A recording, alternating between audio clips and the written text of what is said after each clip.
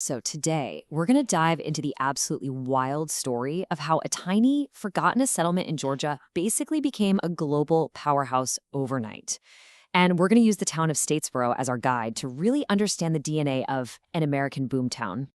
I mean, that's the big question, right? It sounds impossible. How do you go from a place that's barely a spot on the map to the absolute center of a massive global industry? But here's the other side of that coin, and it's just as important.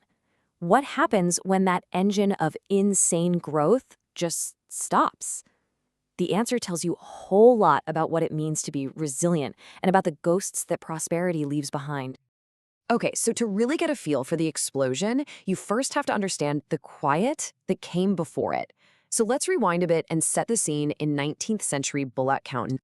For most of its early life, growth here was, well, it was slow, painfully slow. You can see it in the numbers right here. The soil wasn't great, there were hardly any roads, and there was no railroad. The place was just cut off, so people weren't exactly rushing to move there. And look, the population actually dropped after the Civil War, which really shows you how tough things were. And this number just says it all. As late as 1880, the town of Statesboro itself, the county seat, had a population of only 25 people. I mean, just let that sink in for a second. 25. And check out this quote from 1864, back when General Sherman's army came through. It really paints a picture, doesn't it? This wasn't some bustling town. It was basically just a government outpost in the middle of nowhere, with a couple of buildings and not much else. So, how in the world do you get from that to a global powerhouse? Well, this is where the story just takes an absolutely dramatic turn. It all came down to one single thing that lit a fire under the whole region. And that thing was the railroad. In 1889, the Dover and Statesboro Railway finally chugged into town. For the first time, this isolated little community was connected to the rest of the world, to ports, and to global markets. You could say the fuse was officially lit. And the speed of what happened next is just mind-blowing.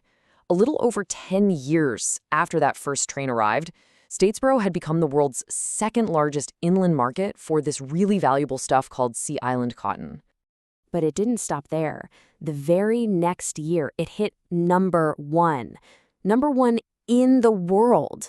This little town was suddenly handling 1/8 of the entire planet's supply of Sea Island cotton. Think about that. From 25 people to the world capital in just over 20 years. And this little snippet from back then helps you picture what that actually looked like on the ground.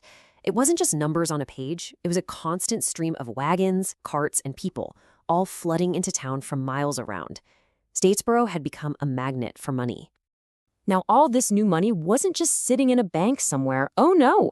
It was being poured right back into the town itself, into bricks and mortar and steel, physically transforming this sleepy little outpost into a proud, modern city. I mean, the change is just night and day.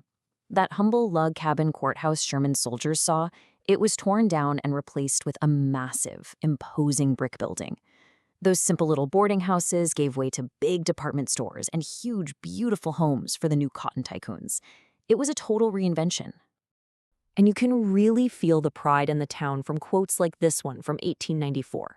The new courthouse wasn't just a building. It was a statement. It was the town telling the world, hey, look at us, we've made it. And of course, it wasn't just public buildings.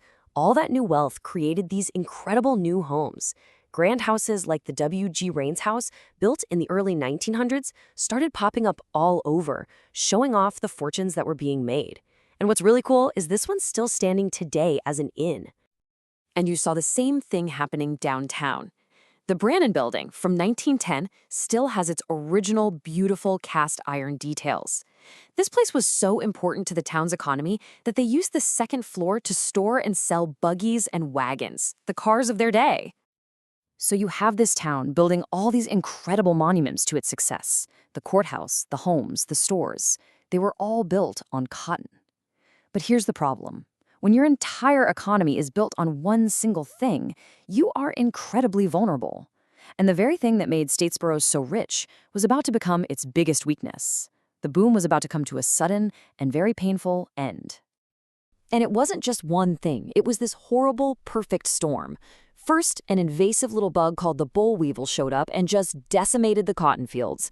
Then, after World War I, the bottom fell out of the global cotton market. And if that wasn't enough, the Great Depression came along and delivered the final knockout punch, closing every single bank in town. And you can see exactly what happened on this chart. After decades of just insane, off-the-charts growth, the population boom screeched to a halt. It was the slowest the town had grown in 40 years. The party was officially over. So, what happens then? Does a town like that just disappear? Well, not exactly. So, let's talk about what was left behind and what that legacy of boom and bust means for the community even today.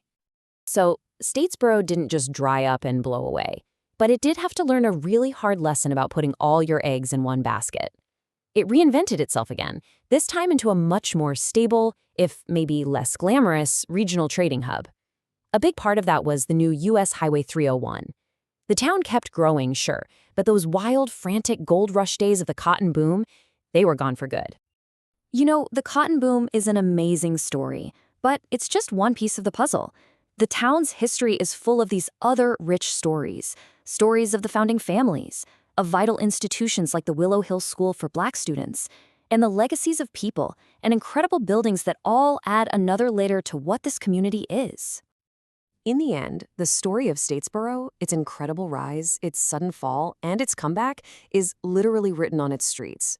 You can see it in that grand old courthouse, in the architecture of the homes. So it makes you think, right? What about your town? What stories are hiding in plain sight in the buildings you walk past every single day?